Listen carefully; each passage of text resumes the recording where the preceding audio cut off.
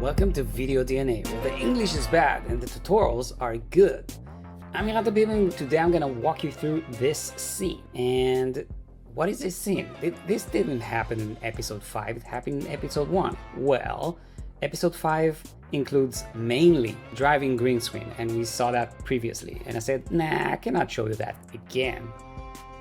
So, let's do this scene.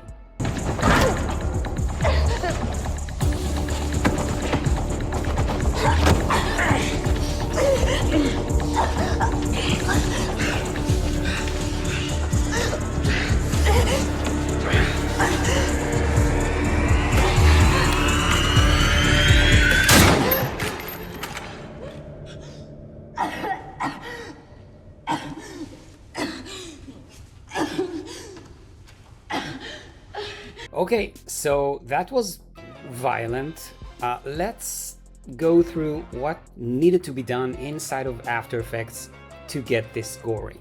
So I remind you that this is a 6K footage cropped into 4K, and we're gonna watch it really close. So it's pretty grainy and doesn't look that good up close, but when you look at it on 100%, it looks pretty awesome. So I'm gonna go through the layers of this exact moment when the shot is fired. So I'm gonna solo the original plate and the color correction plate, and let's go through the elements. So we have this wound, this little boo-boo, I like this word, and this is actually pinned on his head in reverse tracking.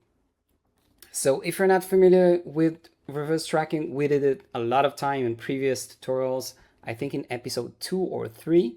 So go back and watch it, so this would be more familiar. And this wound is a footage that we bought, some stock footage of wounds and a lot of things. Nothing really special about it. I know this looks horrendous on close-up, but this is the technique.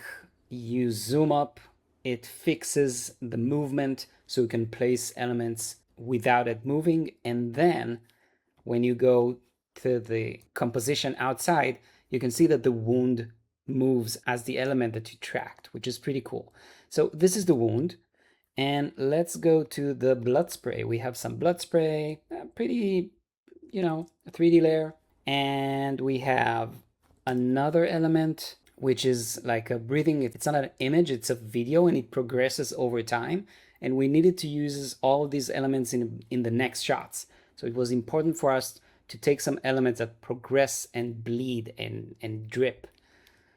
Disgusting. So let's go to our next layer. So our next layer is the light. And to understand the light, we need to see the gunshot. So we have the gunshot and the light layer. And the light layer is nothing but a curves effect that if I look at all of the masks and I'm gonna move them to none, it lights up all the scene in a yellow orangish color. And once we created some layers that contain it to a specific location, it looks like a light. So if this fire is being emitted, it's supposed to light up this area, a little bit over her hand and a little bit over her head.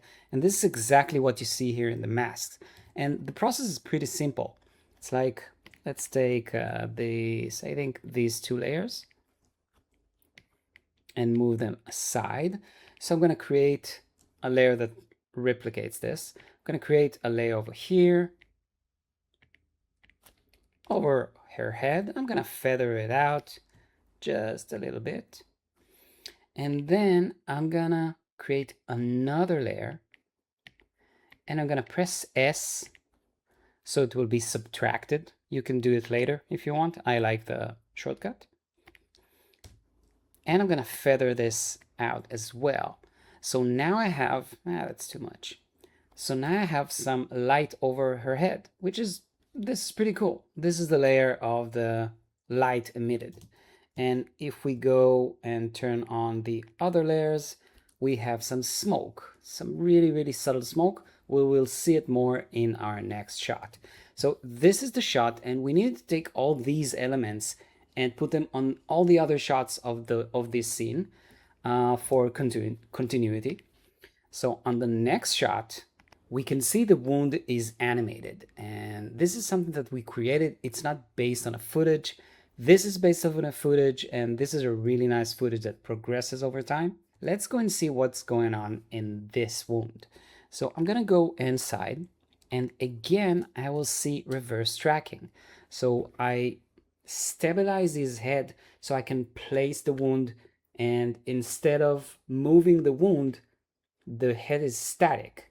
And it's really easy for me to do some things and to animate it. And I know this doesn't look good this close, but when you go out, it looks kind of cool. So let's go and see what's going on with this wound. So we have a few layers. We have this layer, which is pretty cool layer because it's just a stroke animated, and I will show you the effects that made it look like this. But we have a few strokes and the wound itself and some light effects. So because the light's supposed to be from that area, so this is supposed to be more lit and this is supposed to be more dark.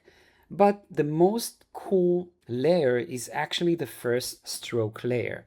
And let's look at it and see what kind of effects does it has. So I'm gonna delete the curves because I didn't use it eventually. So what I have here is, I'm gonna turn on all of this. So I have a stroke layer, and it's just a regular stroke, you know, ta, ta, ta, ta, ta. And with the end is animated, so it will look like it's progressing, like it's dripping. And I have a gradient ramp, so it will fit to the colors of the scene. And I have a turbulent displace, so it will look less perfect and more organic. And when you put it with all of these elements, you get this pretty cool effect. So it's pretty simple. And because the head is not up close to the camera, we can go to this technique and do it 2D, in a 2D way inside of After Effects. So this is the main elements of the scene, and I think that's all you need to know about it. I don't know, maybe you want to know more, but all the other stuff are just technical. Anyway, I hope you enjoyed this and learned something, even if it's like another way to use reverse tracking that we saw in previous tutorials, and crazy things you can do with one stroke. So I'm gonna see you next week. Enjoy the next episode of Tehran and have a good one.